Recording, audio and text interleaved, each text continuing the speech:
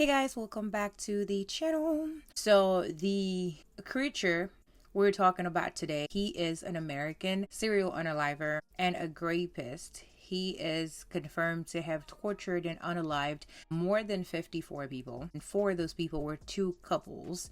And then the rest were just women that he would pick up and do stuff to and then dispose of them. What a creep. All right, who are we talking about exactly? Let's get into it. So this creature's name is Robert Ben Rhodes. And yes, I say is because the scumbag is still alive. Robert Ben Rhodes was born in Council Bluff, Iowa, on November 22nd, 1945. He was raised by his mother in the early years of his life because his father was a soldier and was stationed overseas. It was said that his dad was gone a lot, and basically he and his mom spent a lot of time together. And when his dad finally came home from overseas, he was already in elementary school. And it was said that his dad wasn't really nice to him upon his return.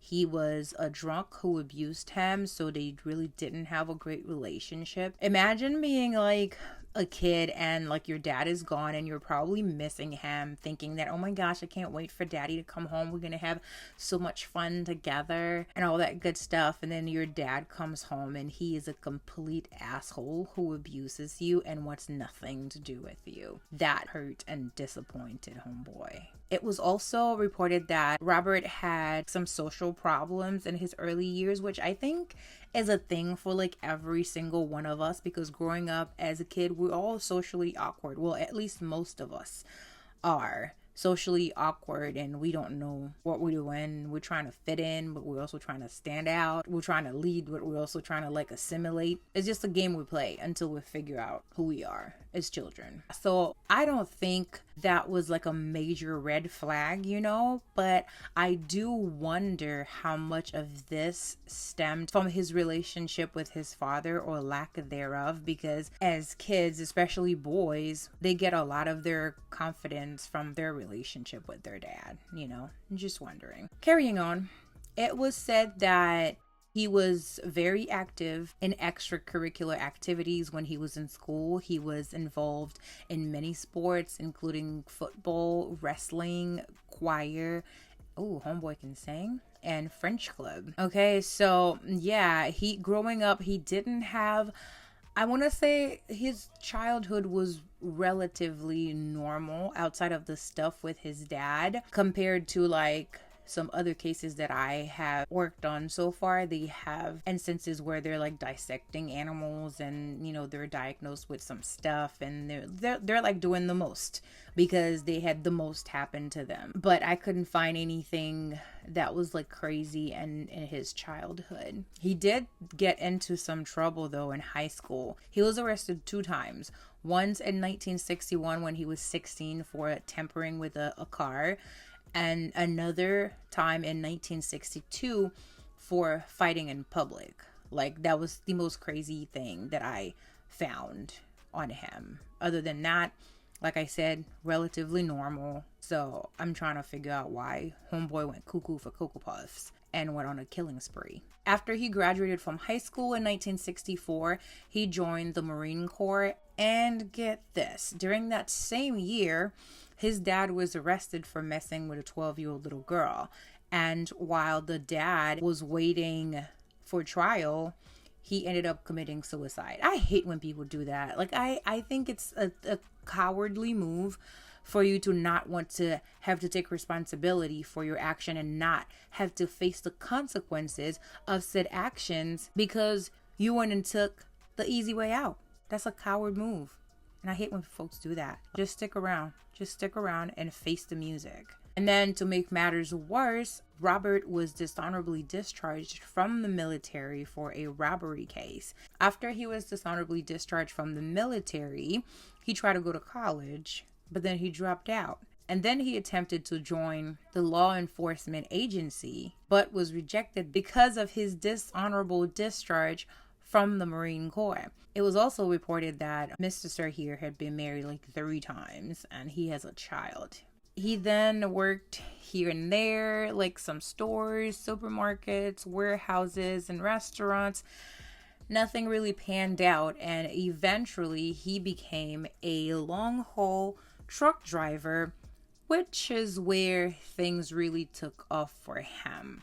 That type of job was perfect for him for what he wanted to do, because he would have long hours where he would be unsupervised and he could do whatever it is that he wanted, and he didn't have to report to anyone. So that was great for him. So here's a thing. Truck drivers have long hours where you're thinking, your brain is going, you're having all kinds of thoughts because all you have is you, time, in that road. Okay, so if you are unhinged already, there's a lot of things that you could start thinking about, a lot of dreams that you could start having, and you're gonna plan on how to make those dreams come true. And homeboy, I'm guessing, is what happened to him. He had a lot of time to think, and them thoughts weren't like great because they were coming from a sick mind.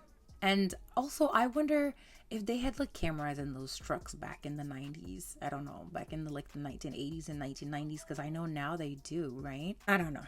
Just a thought. Moving on. He apparently developed an interest also in BDSM. Oh, great. And then he ended up getting carried away, and he hurt his third wife pretty badly. And so she ended up leaving him. I'm guessing that's how he ended up with 3 failed marriages. Anyway, so like I said before, he was said to have tortured and unalived more than 54 people, 4 of which were like 2 couples. Okay, most of his victims were like hitchhikers and truck stop sex workers. The way he would operate was he would pick up people like in his truck. He literally turned his truck into a torture chamber.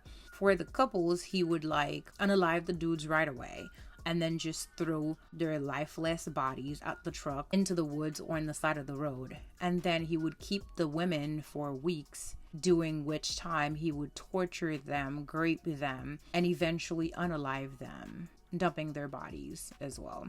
And he would do this for at least 15 years before he was apprehended. So between 1989 and 1990, he picked up this married couple who was hitchhiking. He immediately shot and unalived the husband and then dumped his body somewhere in Texas near Interstate 10.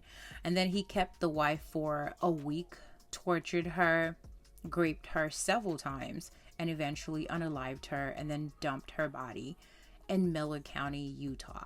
Less than a month after dumping her body, he picked up another victim, an 18-year-old girl, but thankfully she ended up escaping him and going to the police. They were able to detain him, and sadly, she declined to press charges because she was intimidated by him. She felt like there wasn't enough evidence, and it was just going to end up being his word against hers. And so she didn't want to press charges because she felt like she wasn't going to win. So they had to let him go.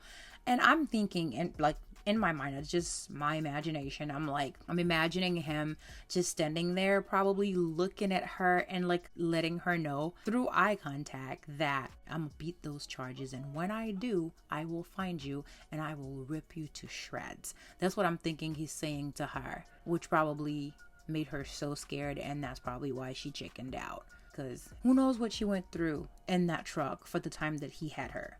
He literally psychologically messed her up so bad that she couldn't even press charges, even though there were people surrounding her, Ugh, that's so sad, because they could have had him. They could have had him. And I can only imagine what that did to this man, to this maniac's ego. That must have inflated his ego even more and made him feel unstoppable, because sadly, as a result of him getting away, in February of 1990, he picked up another couple who were hitchhiking, a 14-year-old girl and her 18-year-old boyfriend. And just like before, he immediately shot the boyfriend in the head several times and dumped his body near Harleston, I hope I'm saying that right, Texas. Then a couple of weeks later, he strangled the girl to death after torturing and raping her. I can only imagine how scared you must have been after witnessing what he did to her boyfriend and then having to be stuck with this monster with no help in sight, and you're only 14. Oh my goodness. Thankfully, this would all come to an end for Robert because in April 1st, 1990, a state trooper by the name of Michael Miller, shout out to Mr. Miller here, he saw a truck with its hazard lights on the side of Interstate 10 near Casa Grande, Arizona. And while checking inside, he saw a naked woman that was handcuffed and she was screaming, okay? And then there was also a dude who identified himself as the truck driver. He tried to like talk his way out of that one, but he couldn't, so he was immediately detained and he was charged with aggravated assault, sexual assault, and unlawful imprisonment. After further investigation, they were able to connect some unsolved cases in Houston, Texas that had like the same pattern for like over a 5-month period. So they were then able to get a search warrant for his house, and boy, did they find presents. Amongst other things, okay, they found photos that were later identified as that of the 14-year-old little girl whose body was found in September 1990, and also photos of that first couple whose wife he had unalived, and her body was found later in October 1990. This guy. So in 1994, he was convicted of first-degree murder for that 14-year-old little girl and was sentenced to life in prison without the possibility of parole. He was then later on extradited to Texas to stand trial for 2 more murders and was going to get the death penalty. However, the coward pleaded guilty and he received a second life sentence. Sometimes I feel like, yeah, let's end this for them and give them a taste of their own medicine. But then other times I'm like, nah, let's not be too quick. Unless it's like the electric chair, which I feel like shouldn't have been taken off the table. Unless it's like the electric chair and I'm like, let's go, let's do it. But if it's like lethal injection, I'm like, nah, let them thug it out. Let them thug it out. Anyways, so homeboy is currently serving out his life sentences at a maximum security correctional center in Chester, Illinois. Like I said before, I didn't get anything too crazy about his childhood, unlike those other cases I've covered before where they start to like dissect animals and kill birds and all that good stuff. But I didn't get that from him. And I also didn't get anywhere where they had listed any mental illness diagnosis for him, outside of like what he had going on with his dad, which I think was like significant and, important, but I didn't think it was that deep, but I said, I'm not an expert in mental health, so I don't know. Let me know in the comment section, because I didn't have a diagnosis for him. And if you guys would have put 2 and 2 together, what do you think his mental health diagnosis would be? And do you think that diagnosis could account for those crimes? Comment below. Anywho, that is all I have for you guys today. Let me know your thoughts down below in the comment section. As always, thank you guys so much for watching, and please don't forget to like, comment, share, and subscribe, and I will see you guys in my next one. But until then, I hope to see you in the comment section. Bye.